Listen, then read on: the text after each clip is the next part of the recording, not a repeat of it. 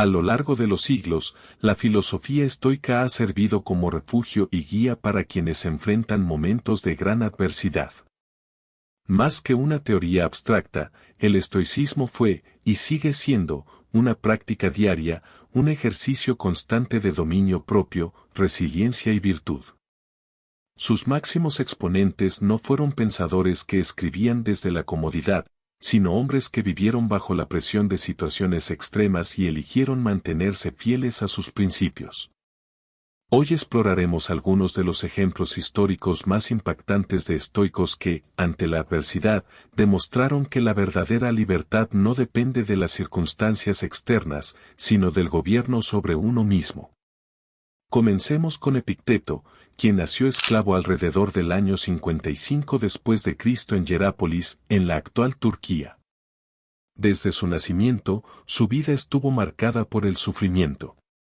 Pertenecía a un amo que, según los relatos, le causó graves daños físicos, dejándolo cojo de por vida. Cualquier persona en esas condiciones habría tenido sobrados motivos para rendirse ante la amargura o la desesperanza. Sin embargo, Epicteto descubrió que, aunque no podía controlar su cuerpo ni su estatus social, sí podía controlar su mente y su actitud frente a la realidad. No son las cosas las que nos perturban, sino nuestra interpretación de ellas, enseñaba. Y con esa convicción, transformó su existencia.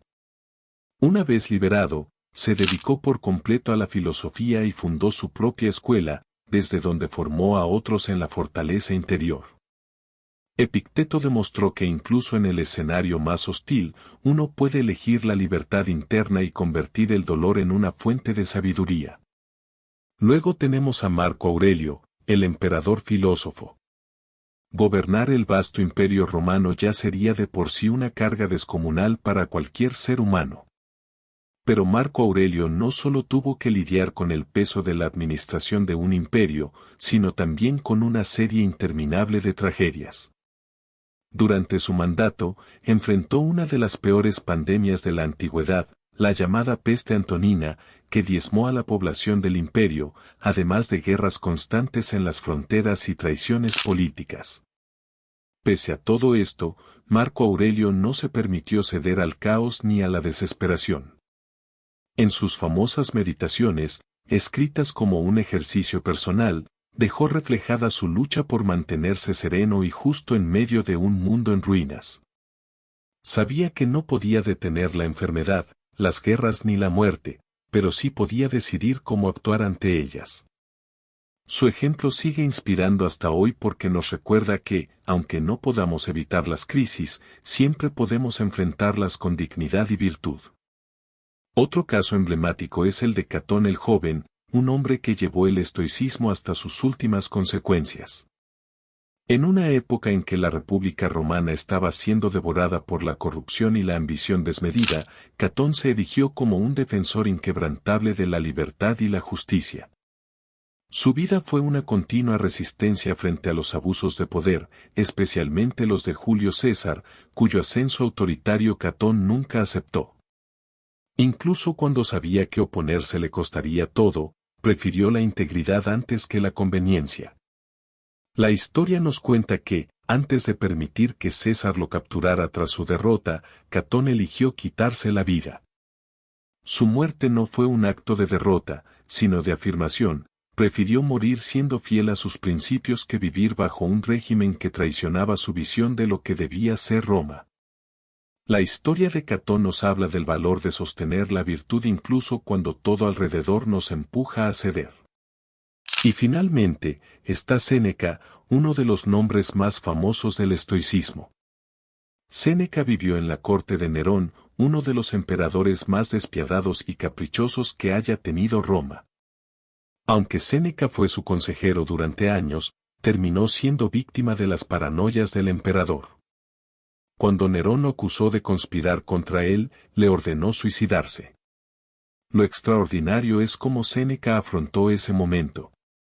Con total calma, rodeado de sus seres queridos, fue dando instrucciones precisas sobre su testamento y se despidió sin rastro de miedo. Para Séneca, la muerte no era motivo de pánico si uno había vivido de acuerdo a la virtud. Él mismo había escrito que no es que tengamos poco tiempo, sino que perdemos mucho, y con esa filosofía enfrentó su final. Su serenidad ante la muerte se convirtió en un ejemplo eterno de lo que significa vivir en coherencia con los propios valores hasta el último suspiro. Estos 4 ejemplos históricos nos muestran distintas formas de afrontar la adversidad, pero todas parten de un mismo principio: no podemos controlar lo que sucede fuera de nosotros. Pero sí podemos gobernar nuestras reacciones, nuestras decisiones y nuestra actitud.